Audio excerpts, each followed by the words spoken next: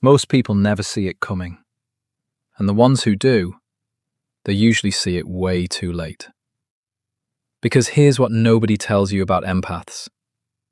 They don't leave loudly. They don't slam doors.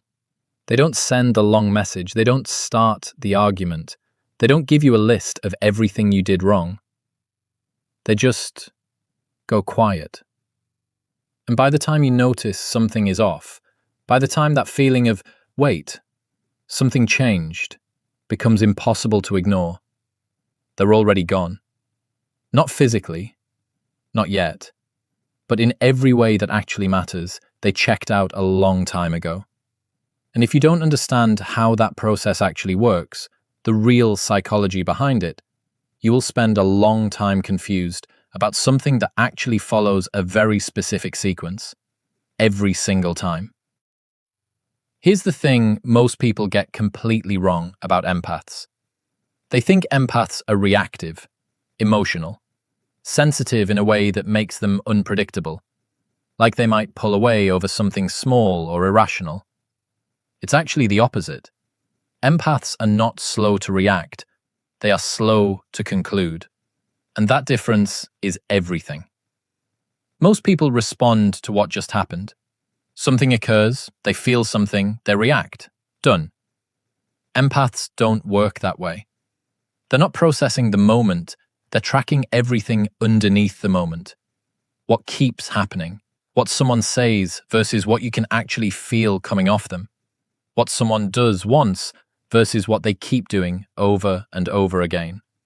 And while they're doing this, while they're quietly collecting all of this information, they look completely fine. Unbothered, present, like everything is okay. And that's exactly why you don't see it coming. Because nothing looks broken yet. But underneath that calm, they are building a picture. Interaction by interaction, layer by layer. And the whole time, one question is running in the background. You'll never hear them ask it out loud, but it's there every single time. Is this a moment, or is this a pattern? Because a moment can be forgiven. A moment has context, has explanation, can be moved past. But a pattern is a different thing entirely. A pattern is just the truth, repeated enough times that it can't be explained away anymore. And the second that question gets answered, the second the pattern becomes undeniable, everything shifts. Not loudly, not visibly, but completely and permanently. There's a specific moment that changes everything, and you will never see it happen. Before this moment, the empath is still interpreting, still trying to understand the gap between what you're saying and what they're feeling from you, still giving benefit of the doubt, still asking why. After this moment, they stop asking why, because they know. And when you know, when something that used to feel confusing becomes completely predictable, the emotional charge around it just dissolves. It stops feeling personal. It starts feeling structural, like this is just how this works. This is just what this is. And here's the part that matters most. Confusion creates attachment.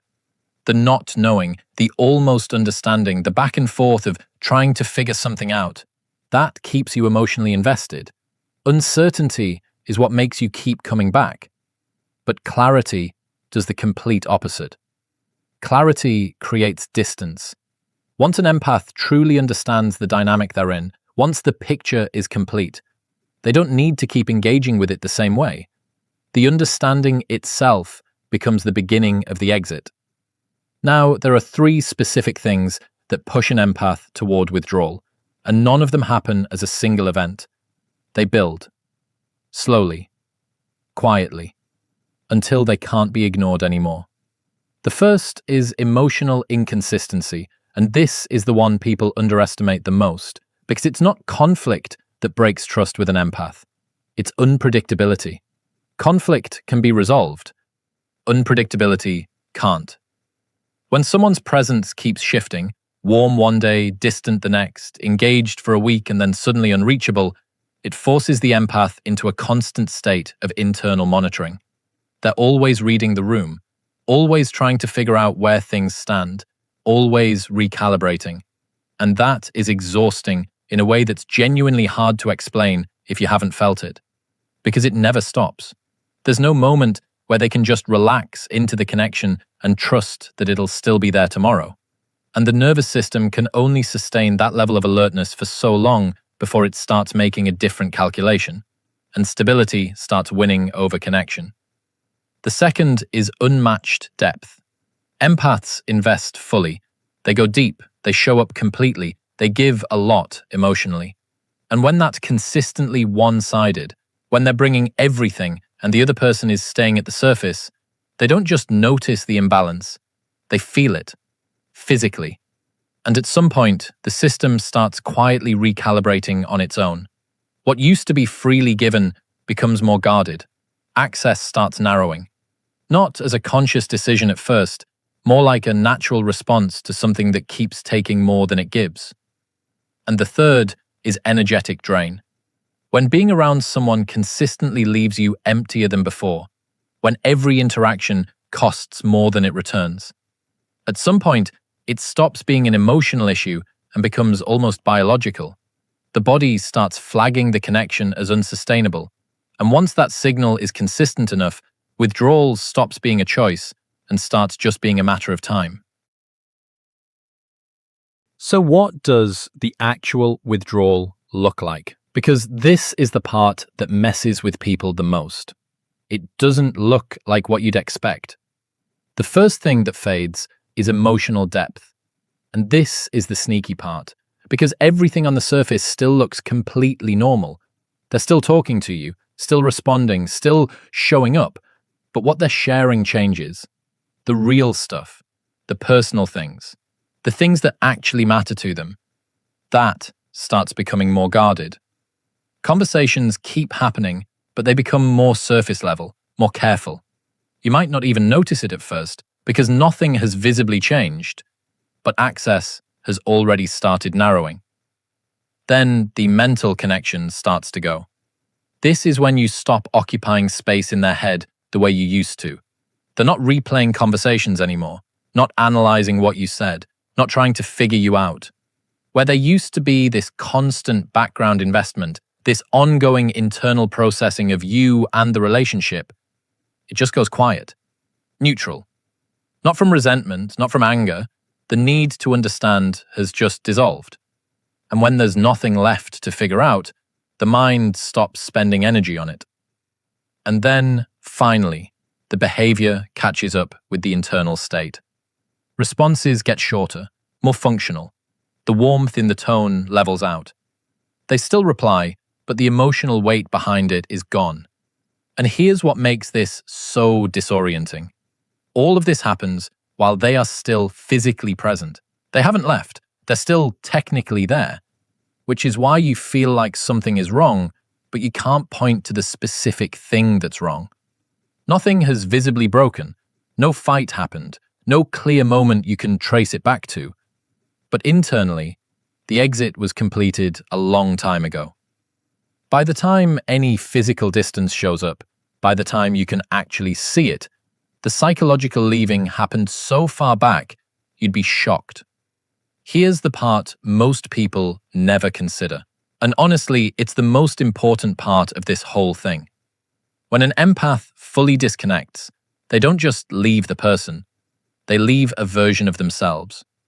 The version of them that existed inside that connection, the one that kept overextending, over-explaining, over-giving, that kept prioritizing the relationship over their own internal balance, that kept trying to understand even when understanding cost them. That version doesn't go somewhere else. It stops existing. And this is why going back is nearly impossible once an empath has fully disconnected.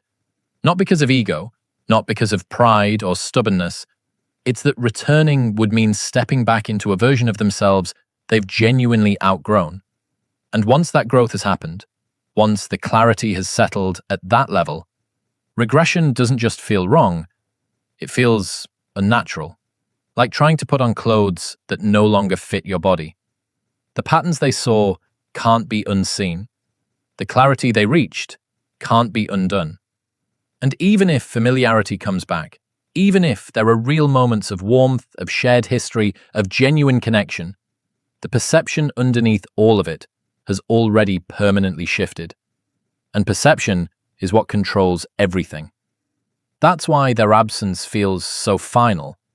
Not because they're still holding on to hurt, but because they've already moved into a version of reality where that connection simply doesn't fit anymore. And you can't argue someone back from that.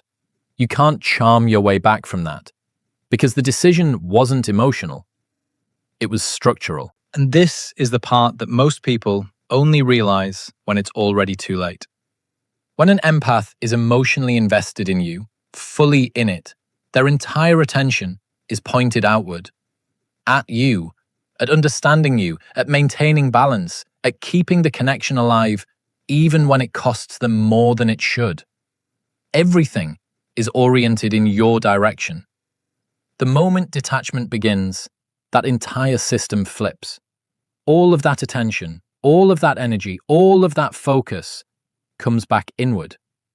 And the shift is enormous. Because whatever influence existed in that relationship existed through emotional access, and the moment that access is removed, the influence disappears with it completely. No more entry points, no more emotional triggers that land the same way, no more leverage through hot and cold behavior, no more getting a reaction through inconsistency. And they stop needing things from the outside to feel okay. No validation, no explanation, no closure from you. They give it to themselves. They become, and this is the right word for it, self-contained, internally complete in a way they weren't before. Not cold, not shut down, just done in a way that is very, very quiet and very, very permanent. They don't argue their way out. They don't explain their way out. They don't ask for a conversation about it. They just exit, internally first, and then in every other way. Eventually, on their own timeline, without drama, they follow through. And once that's done, it's done. Look, if you're watching this because you've felt someone pull away and you're sitting here trying to make sense of it, I want to say something honest. By the time you noticed the distance, the decision was probably already made.